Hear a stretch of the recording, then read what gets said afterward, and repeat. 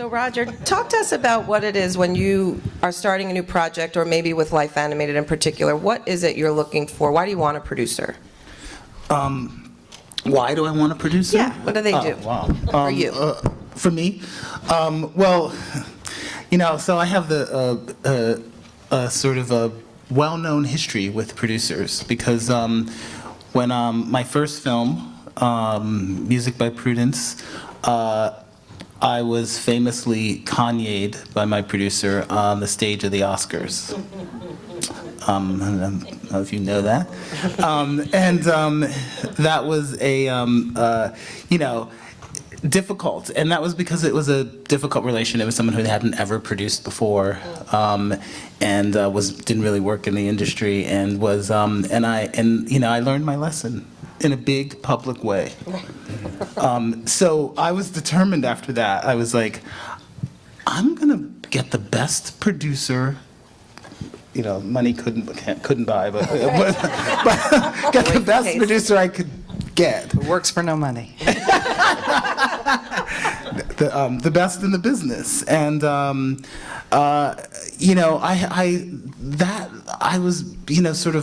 started a new project, and I was sort of wavering out there on my own. I was sort of I was in Uganda. I had been shooting God Loves Uganda in Uganda, covering the sort of anti-homosexuality bill, which is death by hanging for homosexuals. And so I was, with all of these sort of crazy preachers and who wanted to kill gays, and I didn't have any sort of security, and I was kind of wandering around on my own, and I was like, and I didn't really, it was like I didn't even have a direction. I was kind of just like shooting and trying to figure it out, and then I got into Tribeca All Access, and Julie did the opening day of that. She did a panel, and we had to pitch our projects to it was like American Idol style. There were three, I don't know who the other two were, but there were 3 judges, and we had to pitch, and Julie was one of them, and someone whispered to me and said,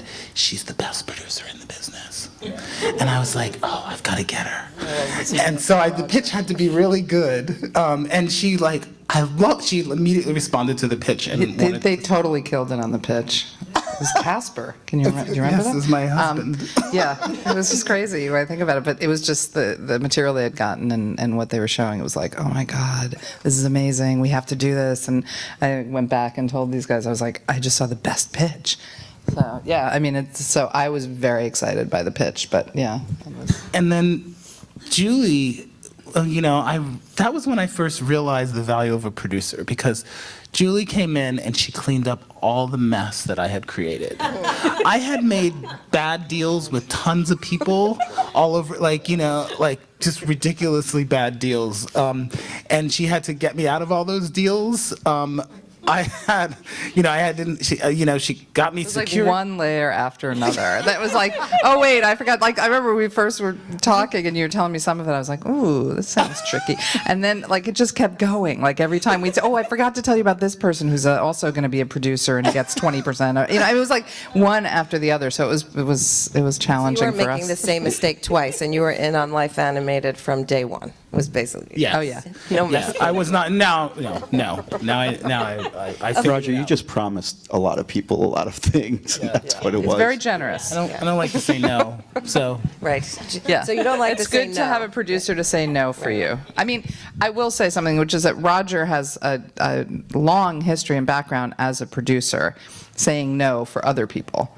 And this was once you did Music by Prudence and you really wanted to direct and make producing part of what you did, but not the foreground, that it changed because you couldn't kind of advocate for yourself in the way that you advocated for others. exactly right. So Chris, when a project comes into Motto Pictures, tell me, how you guys divide and conquer on terms of the work, or how you collaborate. Why do producers need other producers? Well, things come to us in different stages and different forms.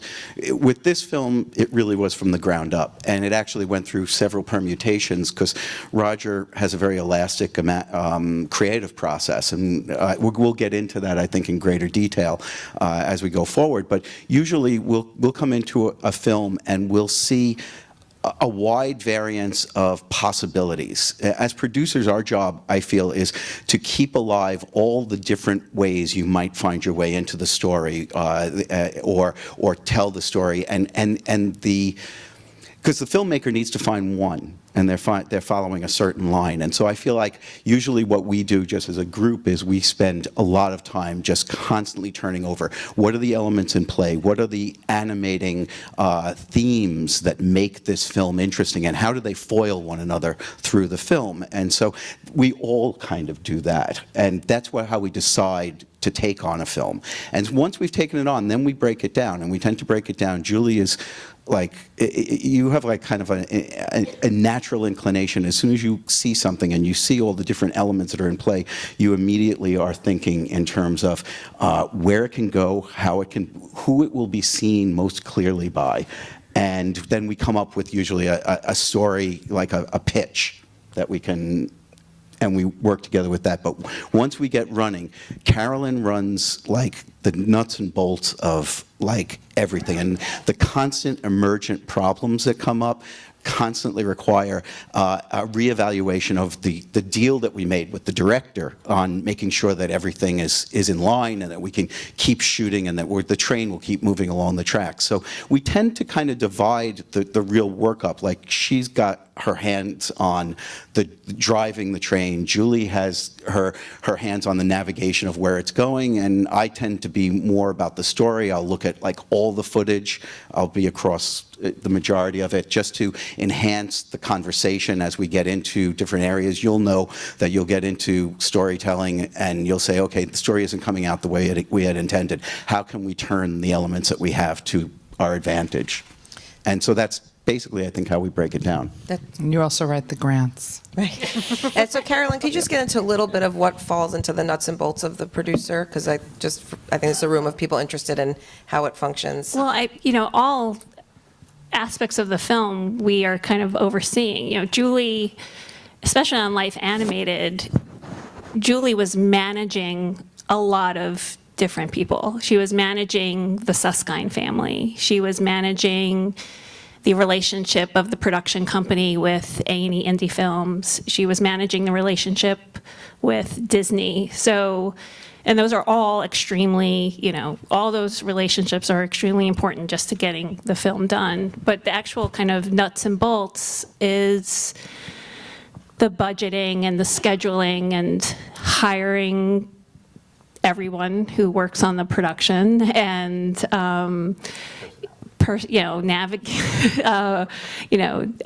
working with everyone's personalities and making sure everyone's getting along, or at least enough to keep the production moving forward in a positive way. And because it's creative types are always very passionate about how they want to work, and that's true of a DP. That's true of an editor.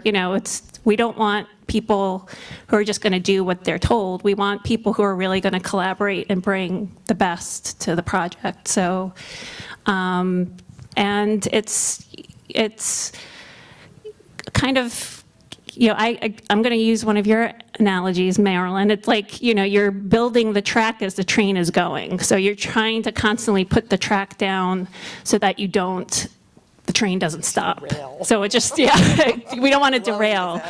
So it's like trying just to kind of keep navigating of not just getting what's happening in the moment, but how can we be 1, 2, 3 steps ahead constantly. Cool. So you alluded to I watch the trailer and I see Disney animation and a family with disabilities. There's so many layers to this film. So Julie, maybe you could walk us through sort of the big strategic vision you had just when Roger showed up and you guys were like, let's make this. Yeah, so what the first thing that happened was that there was a property, which is the book that Ron Suskind had written. Roger and Ron go way back. They had a breakfast, I would say lunch, but it was breakfast, I know, in Boston, and Ron was finishing the book. He gave Roger the galleys. Roger read them on the train, and after that meeting and reading it, he called and he's like, I've found the next film. It's amazing. And he shared that with us, and we were all equally excited about it. So the first thing that we had to do was to negotiate the rights to Ron's book, the documentary rights, I should say, because he was already in discussions or thinking about what he was going to do with the fiction rights. And it's, if you don't get in there early, those get bundled into the fiction rights because nobody wants a competing project in any form. We really got in just under the wire when I think about it. And we were able to kind of excise those rights, and that was the first challenge. But because of their relationship and the trust that Ron had in Roger, that was a huge advantage, and that really allowed us to move that forward. I mean, the next thing was the family and Cornelia, who is Owen's mom, and she's extremely protective of her son and her family, and that was also a big navigation because while Ron has been in the public eye, Cornelia hasn't, and it was a big leap for all of them to agree to do this. But then that other very, very, very protective aspect of Cornelia, like the mother who is going to make sure nothing happens to her family. So that's something we navigated throughout the filming, actually, and throughout the festivals and throughout everything. And then we had to think about where we were going to bring it. So we actually thought about a lot of different ways to finance the film, but something that really made a lot of sense was we really like Molly Thompson. We hadn't worked with her, and she can fully finance a film, and while she finances it for the theatrical arm or the film arm of a broadcaster, it means that unlike others, they actually really want a theatrical. And that's what we wanted. So there were all of these kind of wonderfully aligned possibilities, plus they are half owned by Disney. So we thought that would be a really good move. So we pitched it to Molly. It ended up not really coming into play. But but everything else that I said. Disney owns a lot. Yeah. I don't even know probably how much they own. And so we went to Molly, we had a meeting, we pitched it, she pitched it, and she really liked it. We also had the book at that point. We had this piece that had been done in the New York Times Magazine, which was an excerpt of the book, plus Roger had gone and shot like for a few hours, really, and we cut something together, and that was in that piece, and it had gone really viral. So it was good timing to have that go into the powers that be at A&E, and they signed off, and there we were. We had a fully financed film. Like, hey, that never really happens. It rarely happens. It's an incredible feeling. I bet. Yeah, that is the holy grail. I mean, I say that it was a long negotiation, but yeah. But so in all of that, did you need Disney? Did you have Disney? What was the Disney dangling above your sort of Damocles, as it may were? That was you too. We always anticipated that we might do fair use. And we always knew that that was a possibility, but we wanted to be able to manipulate the characters. Ultimately, we came to a conclusion that we wanted to actually integrate them into the film, and we needed to actually get a pass from them. And Julie really started the dialogue with them. But I mean, Roger had like the first. Go ahead. What were you gonna say?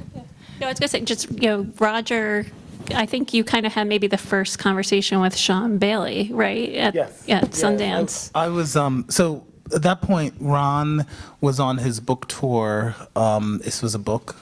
And so Ron was on his book tour in LA, and he was doing a talk. Him and the whole family, actually, were doing a talk at Disney Animation Studios. And Julie was like, you should go talk to Sean Bailey. You're there. And I don't know how it happened so quickly, but we somehow got a meeting. I got a Through meeting. Carrie Putnam. Oh, it's Carrie Putnam. Carrie Putnam, who's Yes, the head of he's on Sundance Institute. He's on that's the right. All Sean's. comes together. He's on the board of trustees at Sundance, and so Carrie's like, actually they were at the TED conference, and Carrie called me and said, Sean's sitting next to me. We're at the TED conference. Like, text him right now. Call right now. Like, and she like got us on the phone. She got the meeting set up. So I had to go in. It was terrifying because I was Disney. I don't know if you have been to Disney headquarters, but it's like this sort of Romanesque building with all the dwarves on top. The pillars. Instead of Roman pillars are the 7 dwarfs in stone, 2-story. And you go in and you go up to these corporate offices, and there's like an office, and then there's a outer office and the 2 assistants, and then I go into his mega office with all the art and everything. It was like being in like the best apartment in New York, and he's sitting behind this big desk, and he looks over at the desk at me, and he's like, "Why you?" And I was like, Actually, I'll tell you what I said. I said, well, I won an Oscar and I can do it again. And he's like, okay.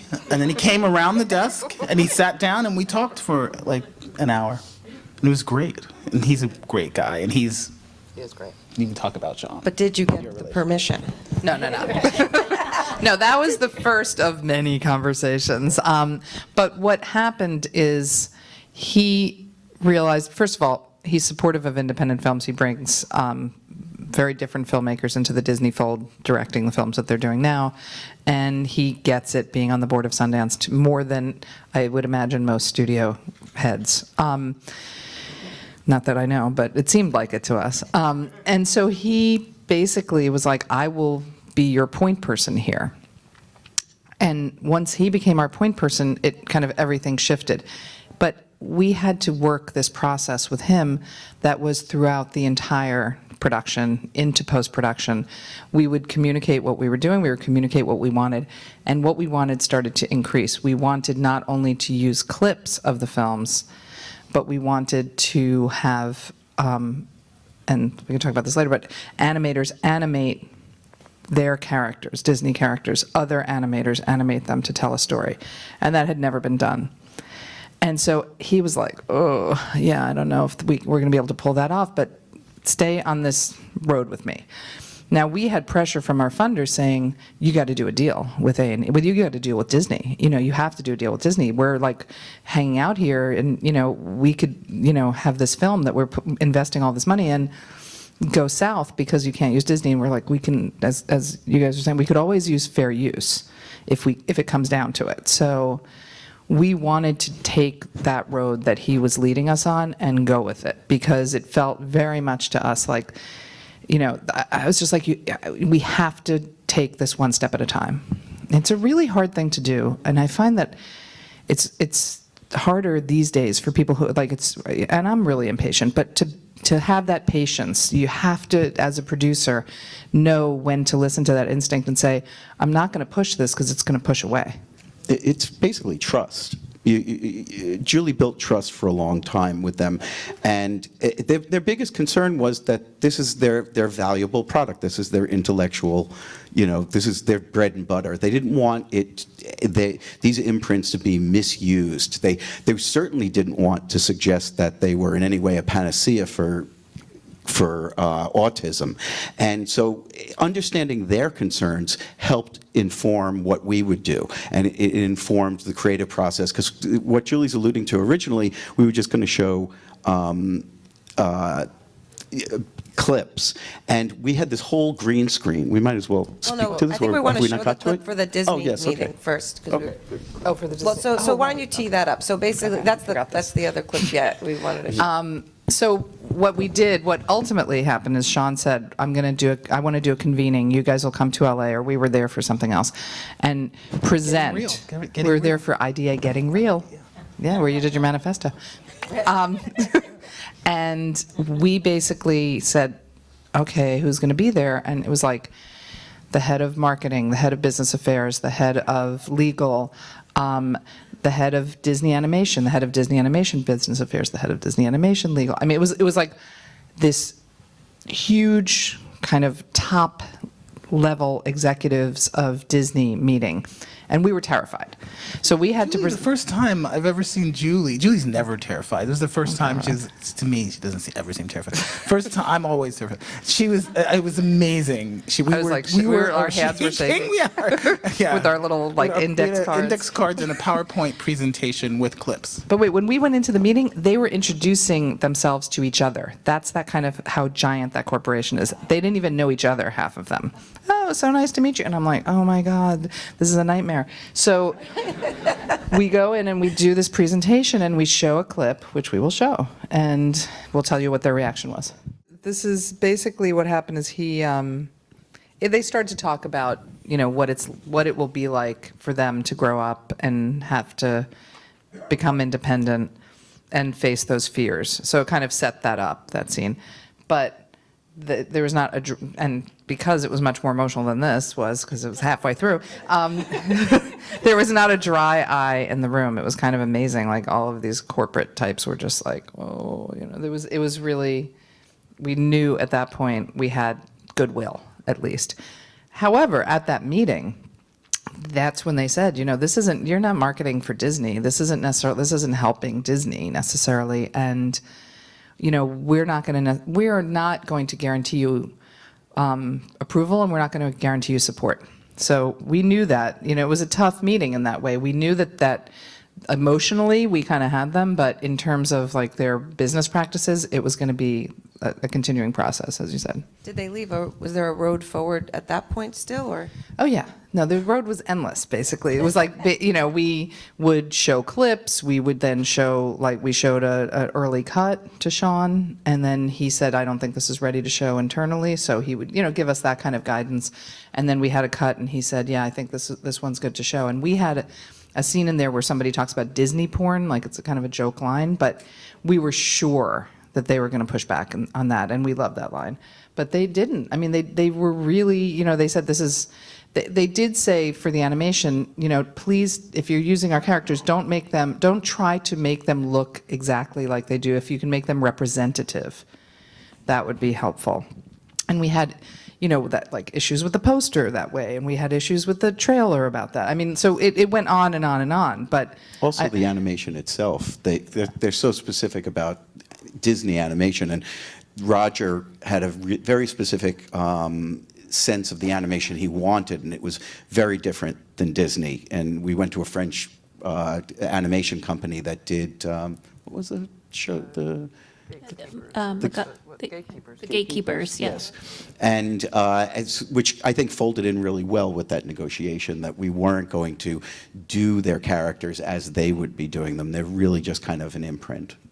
So let's segue to that, actually. So there's a creative vision when someone starts a film. So Roger, why don't you share with us what was in your mind's eye in terms of, you had a vision for what you wanted to do with Owen. So just explain to us the original directorial vision, and then we'll see how the team worked with it. So, because I had done a film about someone with a disability, it was really important for me to tell the story from Owen's point of view. That was essential. That this was Owen's story, and it was Owen's world, and that we were all invited into his world. And the animation was inviting us into his mind, into his deeper inner thoughts, because he uses sidekicks, the Disney sidekicks. He identifies with sidekicks, and he uses them as his guides through life, through the world. So that was essential. So at some point, I don't know what point, I thought about the Intertron and decided, oh, great, this is a way. How do you interview someone who's on the spectrum, who's not necessarily going to make eye contact with me, but it's like, but he loves watching TV. So I thought, if I'm on a television screen, he can look me in the eye. So, but then I had come up with a very elaborate way of doing that in a studio with like 3 cameras, with a green screen, all this stuff. It was very expensive and elaborate. I was sitting in Cambridge at the Suskinds. I was doing a shoot, and Julie, and it was a couple days before a few days before we were doing this very elaborate Intertron shoot with Owen, and Julie called me and gently said, "Are you sure you want to do this? It's very expensive, and it's it's still early in the process." And I hung, and she hung up, and I thought about. Before you tell the end, so what was going through your mind at that moment? I mean, it was costing a fortune. Like, as we were going forward, everything was just, more expensive and more expensive. The studio and the cranes and the green screen and the crew and the team. I mean, these guys went out and looked at so many studios, Sean Lioness and Marissa Erickson, who are here, and Aisha Nataraja, they just went to like try to get the best place and the best deal. I mean, we spent so much time on this And damn we were studio. dealing with the mechanics, but ultimately we weren't quite sure what it was accomplishing in the film. We knew that we wanted to get into his head, but we all kind of came to this, sudden realization just before we had to put the down payment on this big shoot that we all didn't know what we were actually shooting. And I think we all came to that. Well, we and worked so weren't sure closely what together. I think. How Owen was going to react to it. Like that was as we had been filming with him, we also realized like this kind of a crazy setup, even though the Interrotron, which Roger ultimately did use in a very intimate way, really worked.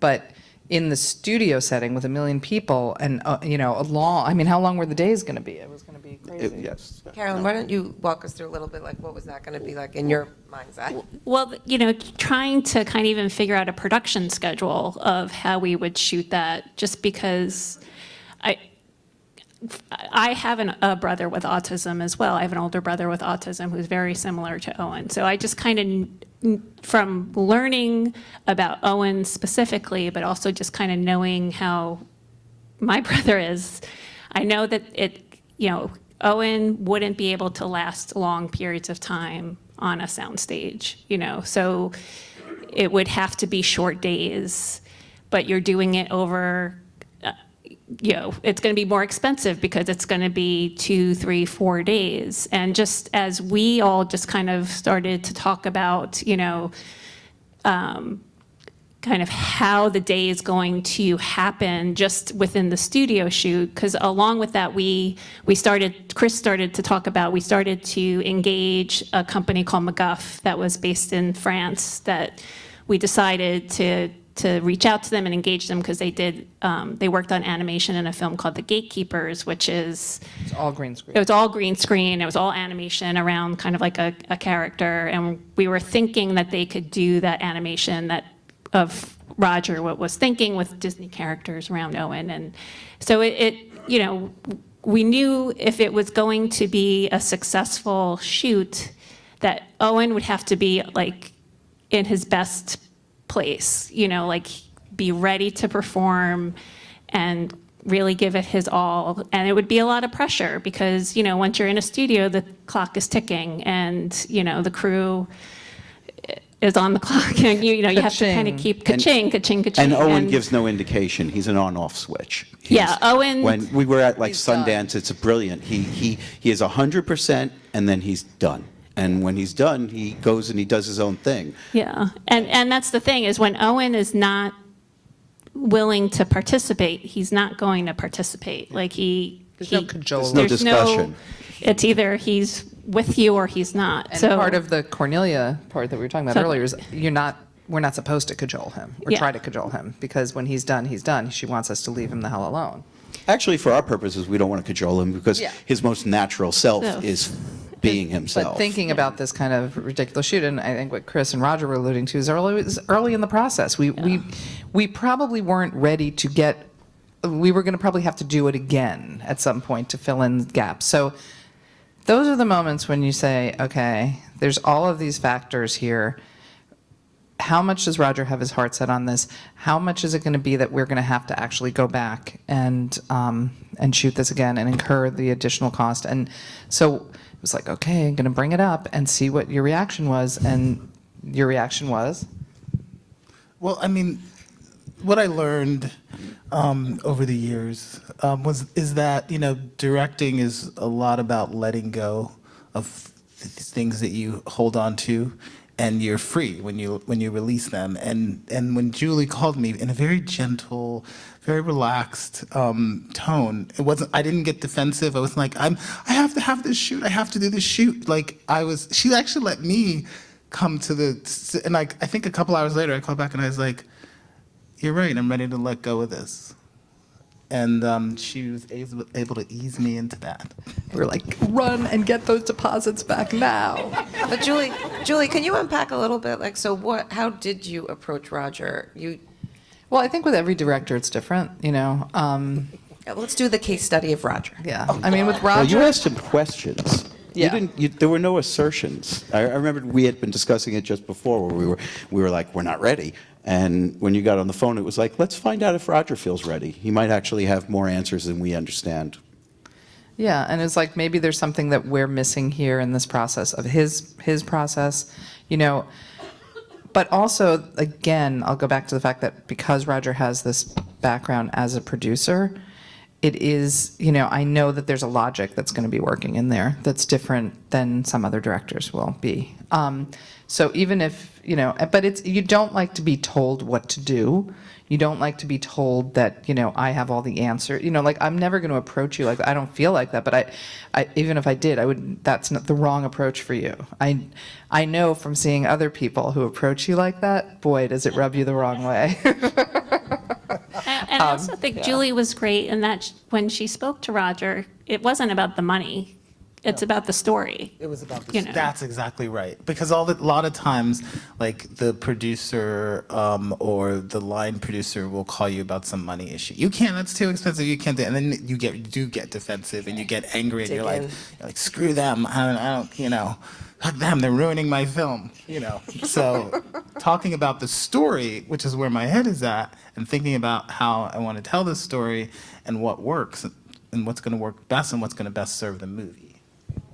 And so we know, like, going through a film process is you're living with a family and you hate each other for some days of the week and you love each other for some days of the week. So I'm just wondering how you all, in your own way, engage in that process of sort of diving in, all in with a film. How do you protect yourselves? How do you protect each other? There's Are you not so happy much at the hate. end? There isn't that much hate. Certainly not with this film. Yeah, not with this film Right, at all. not with this film, And, yeah. This is a love and it's fest. not We had even already done it though before. We had done a couple of films. You know, Yeah, I we, mean, we had done had a short- language already. Yeah, we had done 2 shorts also before this, or maybe during, what the hell that was. But yeah, I mean, that's the thing. Like, we had worked out the kinks, I think, beforehand, so to speak. And yeah, You know, we but don't- this film had so much good heart to it. It's just like, even just watching that trailer, I'm like, all of the challenges. I mean, we're going to France, which was like no great hardship, but we're working with a French animation company whose idea of like staying on schedule is very different than our idea of staying on schedule and budget. You know, like we have like, you know, we did an enormous amount of original animation for the film that was hand drawn. I mean, it's really, there are things that should have been kind of like a misery, but they never were, because there was something about the service of this story that felt honorable. I don't know if that's the right word. But well, no, there are just always so many different ways to accomplish something, and you set out and say, we're going to go from here to there. And as you're going, you actually have to change your course a bunch of times, and then you discover, oh, that actually enhances the thing that I have, instead of, you'd like to go in a straight line, but you almost never do. And so I kind of feel like the biggest thing for us, the reason there wasn't any hate, is because I don't think anybody owned a position. When you would debate, when you're debating which way to go on something, a lot of times, you know, I'll be in a debate and I'll be like, try to convince me I'm wrong, you know, because I really want to see more information, because frequently that is the answer. I'm afraid frequently that I might not be seeing something, and that's what working in a group, I think, in our group really helps, that in the end we're saying, what's the best way we can go forward to get the director's vision to tell this story? you know, I also think like a lot of the times the tension on a film is just the pressure. You know, it's not about how you interact with each other. It's about how you're interacting with each other under enormous pressure, and those can be moments that are tough. And I felt a lot of pressure on this Right, film. this I film will- had yeah. enormous pressure. You didn't have Yeah. a Disney deal until, well, can you finish that story? How did it work out in terms of going down Disney's never-ending road? If you build it, they will come. It really felt like that. It felt like we're just going to keep going. We have a dialogue going, and we're just going to take. There's so many. It's a little bit like building the train tracks. Yeah. We knew it was way, way, way down there, but we just kept building the tracks that were in front of us and kept going. Yeah, and it's. I mean, once Sean watched it and said that we could share it, and they didn't really have. The finished film. It was a rough cut. Rough but cut. Yeah, Close I mean, to we it. showed them the fine cut as well. But he thought it was a beautiful film. He was really moved by it. He was really supportive of it. And then, then we had to deal with like licensing people. Now we had a kind of a crazy thing, which is that a film Buck that we did years ago had a clip from The Horse Whisperer in it, and so I got very engaged with this woman who runs clearances at Disney, Paula Potter. And like we became friendly and kind of oddly, she had sent me this like kind of collage of moments, happy moments in her life. And I had it still up on my board behind me. So when I called her. Really engaged. Yeah. And so when I had to call her, because I was like, wow, I'm going to have to call Paula now. I was like, hey, look, guess what's behind me, blah, blah, blah. And it just was like a continuation, even though it was years later. That was really important because she really helped us get a better deal than anybody would have. And then we had to deal with the Disney music for all the clearances for the I think the it had tracks, to do which with was- the relationship you had working on Buck, not the thing behind your head. Yeah, that's true. No, we And it had was bonded good. on That- Buck. that was a good You know, experience. like I invited her to a screening, and when Buck came out, and we sent her DVD and a gift. You know, I mean, like you do things like that. You know, for people who are there in positions that can help you, but maybe not positions of great authority and power. You respect them in those positions and what they're giving you. And oddly enough, karmically, sometimes it comes right back around. And she really did work with us, you know, in a way that I just, we never could have gotten the deal that we got without Paula and Sean. I mean, that was basically it. I mean, she had to go to him, and he was like, whatever she said, he was like, sure. You know, it was that kind of a thing. Marketing got a lot more complicated, you know, dealing with the marketing of the poster, dealing with the marketing of the trailer, the marketing of the film. Would they bring their marketing department, you know, and support our film? No, they would not. You know, like things like that.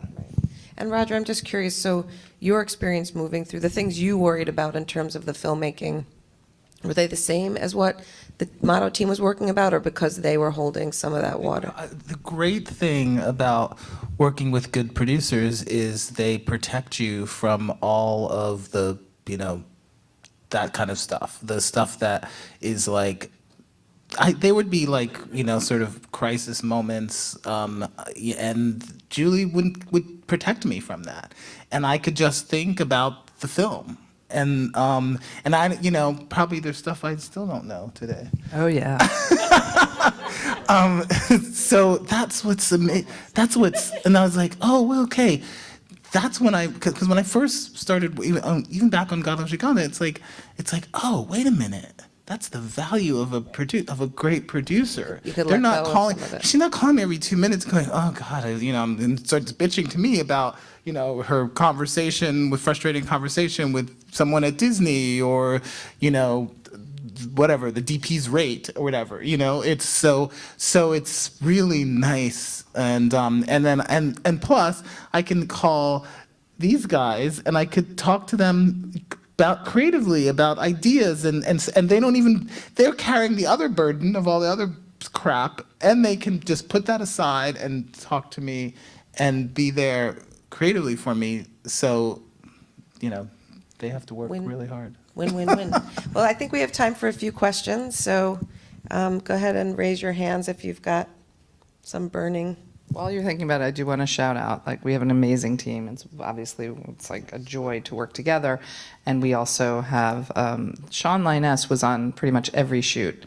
Stand up, Sean. So you should up, really Sean. stand up. Stand up. Stand up, Sean. Really. And drove back and forth to Thanksgiving. Massachusetts on Thanksgiving. 100 times.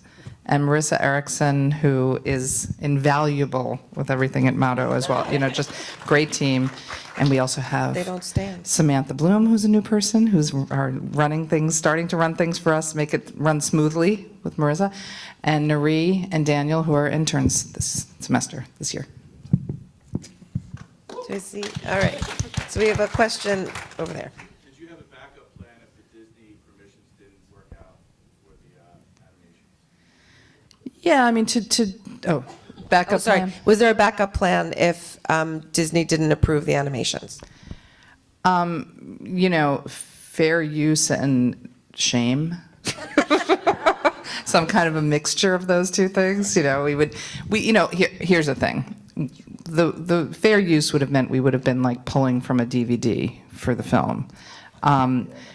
We got 4K masters from Disney. They came in while we were in the color correct, last minute. I mean, this was much more tense than Down it to the sounds wire, like. yeah. And we cried when we saw it. I mean, I cried when we saw it. Skywalker, we saw the after the mix. Well, I cried after the mix because I was like, when that sound, oh my God, it was amazing. Yeah. And we actually started to meet with Skywalker a year beforehand because we knew that they were owned by Disney, and we thought that that would be a good match. And obviously, there's Skywalker sound. We wanted to mix there. But we started that relationship and also would show them material that we thought might be problematic. And, you know, we worked with them as well. And that did work out because they were able to have this system where they could get sent audio mastering from Disney that would just go through their, whatever, mysterious pipeline in the sky. I think I saw a question over there. Same question. Yep, there's one. Did Disney have any kind of creative control because there was so much involvement of Disney material? Did Disney have any sort of creative control because there was so They much just told us we involvement? couldn't have Jiminy Cricket. They actually said that at one point. I think that was a joke, though. It was a joke. But we took it very seriously. Yes. Yeah, tell the thing. We had How he said it. We had one meeting with Sean at A&E, actually, where we all met, and he was talking about, you know, like how it could potentially, what could go down the road, and what did he He say? says, whatever you do, don't. No, he goes, well, obviously you can't use Jiminy. Yeah, obviously you can't use Jiminy Cricket, but Jiminy Cricket was on our Life Animated business cards, and we were like, shit. We redid the business card. We redid the business card. We were so paranoid about Jiminy Cricket, and then like, he is in the film, Jiminy. Yeah, and but But what are you talking about? he's like, yeah, I said something about Jiminy Cricket. He's like, I never said that. Like he was just like, it was total aside that we had obsessed on. Yeah. No, they did not try to have any kind of creative, and they were very clear that they would not try to have any creative input.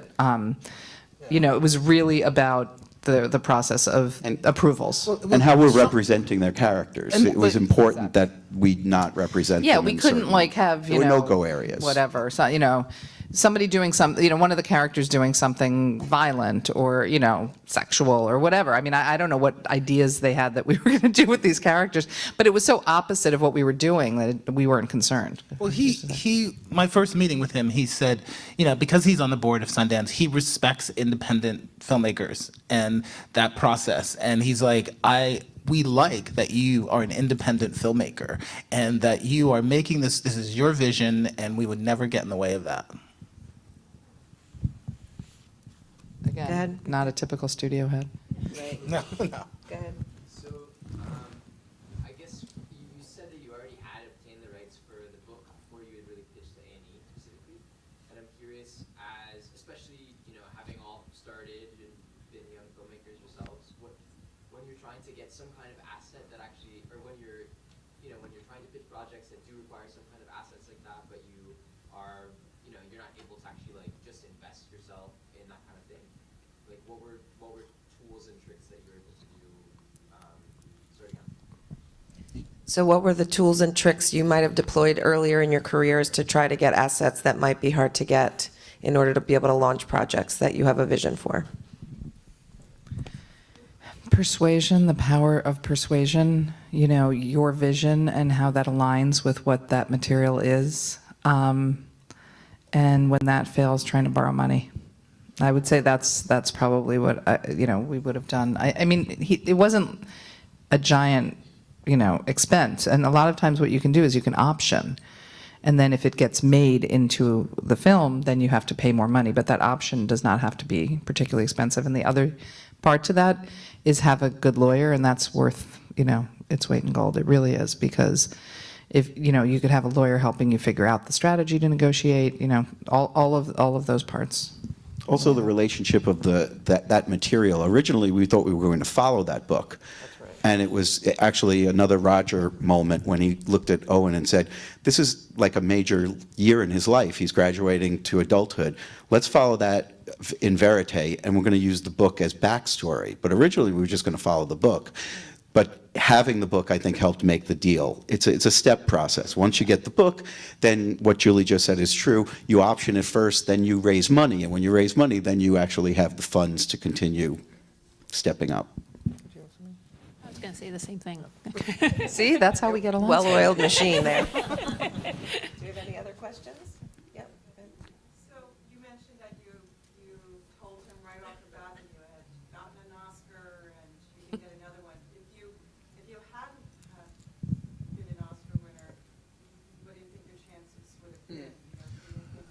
That's a good question. So how much does the Oscar help? But do you think it would have worked without being able to say it won an Oscar? It helps a great deal. I'm not gonna lie. The other thing that I had going for me is that he had seen God Loves Uganda at Sundance. He was there opening night of God Loves Uganda and loved that film. And he's like, "This is the team that made God Loves Uganda," which is he was like, I'm in. So it was both those things. That it was a film that he had seen, and he knew that we could make a film. Yeah. I forgot one funny thing was that like one stage was after we went out and met with him the first time, Sean, we had to have a call with the two heads of the studio, like the heads of Disney. Alan like, Horn and Alan Bergman. Bergman. Yeah, the two. The Allens. The Allens. They call them the Allens. The two CEOs of notorious, famous CEOs of the studios. We had to have a call With them and Sean, and you could tell they were like, "Why are we having this They were like, "Who call? are these? What?" We don't do documentaries." I mean, it was really a kind of a funny call because it was like as if you were trying to force someone to eat tofu. It was really. Didn't someone said, it's interesting because the head of Bob Iger said, "Oh, documentaries are like tofu." That's why I got that. Yeah. But then eventually when finally, I used to be his wife's producer at CNN, and so I called up Willow and I was like, "You got to sit Bob down." And eventually, when they watched the film, and they were like, "Oh my God, we love this film." It took them forever. It took them forever to actually watch it. It was a lot of prodding to get them to Day watch. before the Oscars. Yeah. And then I saw I saw Bob and Willow on the red carpet, and they ran up to me and hugged me, and they're like, "We love you, we love the film," So it was great to have Bob Iger in your corner. But those kind of things, we were not prepared to have those kind of calls and try to, convince them. They were basically like, "Sean, are you going to deal with this?" And he said yes, and that was when we knew that we were going to be, like, tucked into his part of the company. He was our guardian angel. He was amazing. And the great thing about Sean, I think, so when you go into his office, he has all his films that he's ever done. And he was Ben Affleck's producer before he was at Disney, Gone Girl, everything. And then all his Disney films, all the big successes are all. He has the director select one frame, their favorite frame from the film, and sign it, and he blows it up and hangs it on the wall of his office. And he's like, "All these are Disney films." He goes, "I want you to select a frame from Life Animated, and I want to put it on my wall, and it's the first non-Disney film on his wall." He goes, "That's how proud I am of the film." That's good. Have you picked a frame yet? Yeah, that's nice. It's on the wall. I think we could do just a couple more questions. Yep. Yeah, I have two that have nothing to do with each other. One is, was there ever any discussion or thought of approaching like Disney from the PR point of view? I mean, it's such a positive, it's really, you're marketing them even though they're not marketing you. And the second question is, how early do you guys like to get involved in the film? So did you ever consider approaching Disney from the PR side, and how early does Mato like to get involved in a film? I mean, the PR group was part of that meeting that we had, but they can't control the approval. And also, the PR and marketing don't look at this as advertising for their film. And certainly at that point, they didn't look at it because they didn't know what it was. They didn't know. They were very nervous that we were going to be implying that Disney cures autism, as I think Chris said earlier. And that was a big concern. And we were going to be using their characters. So these were things that they don't people who were ever most want to against have it. happen. Yeah, They were the people who were most against it out of everyone. Was marketing. absolutely. PR and marketing was like, They're no. not visionary, no. I don't think, in there. But then how early does Mato like to come on board? We come in all different times. The earlier, the better. Is always, but there are other times when projects come where, like Wiener is a good example. Wiener came to us. They just had the footage. They shot it. And that was a good place to come in because they didn't really need us for the shoot. He was a fly on the wall, and they just had all this footage. So sometimes coming in later is better. We've come in on things near the very end where I feel like we helped. I think I love Southwest of Salem. We really helped on that film. They didn't need us. We come in usually when we're needed for the film. And so sometimes things have run on their own. Other times the film is in trouble, and we'll come in later and help them reconfigure it and rethink it. And then often, if we're not in early on, we're often executive producers. I would say creative executive producers. But when the earlier we come in, the more likely we're going to be producers. Dan? Good morning, thank you for this. Two things. So when you're working on a production like this and you do the budget, is it a consistency or how do you base people's rates? And that's part one. So how do you build the budgets for these kinds of projects? Because I know most documentaries, you're not working. Oh, because you're working with pretend money in the beginning? And so how do you do that work? And it's not, even if you're working a year, you're not necessarily shooting every day. Right. Certain So how do you people are working throughout the manage your way through development when it's so uneven and sporadic in terms of getting a film off the ground? I find budgeting very creative, quite personally, because you have to try to get your arms around like how it's actually going to happen, and so like as far as rates go, I just generally go by past experience of, I have a general sense of what a documentary DP who has more experience, kind of how low they might be able to go, and or how general editors and what their rates are going to be, and I just know, or we all know that the documentaries are not, it's a lot of guesswork because you can't set a schedule, and things just emerge where you have to run and capture it, and that was also partly a challenge with this film, was that just because of Owen, he gets very uncomfortable with meeting new people. So one thing that we all knew that became very clear at the very beginning is that we had to have the same crew on all the shoots with him for Owen to feel truly comfortable to work with us. So we, fortunately, very early in the process, Chris, Julie, and I were working with a DP called, his name is Tom Bergman, who did the cinematography in the film. And, Tom, he's so talented and wonderful cinematographer, but he's also just like an extremely calm presence, and I've never seen him get flustered, like never. And he can just kind of roll with things and kind of always kind of keep his eye on what needs to get done, and he allowed Owen to feel comfortable.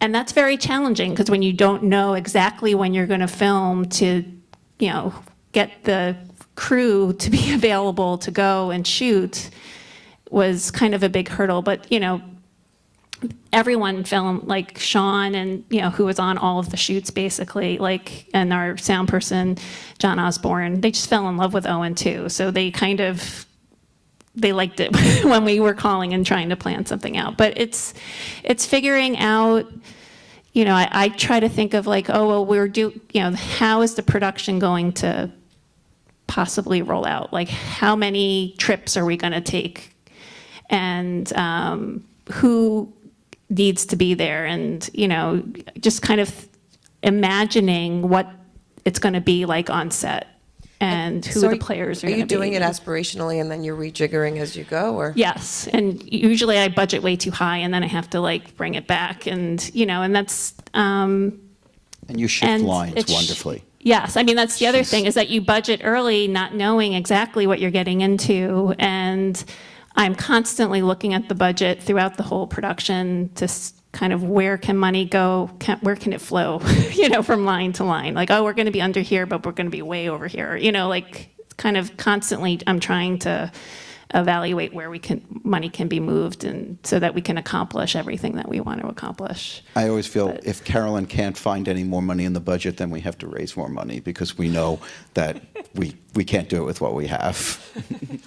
So on that note, can we give a round of applause for the team of lights? To Marilyn Ness, Yes, moderator Marilyn. Thank you, extraordinaire. Marilyn. Thank you so much to everyone.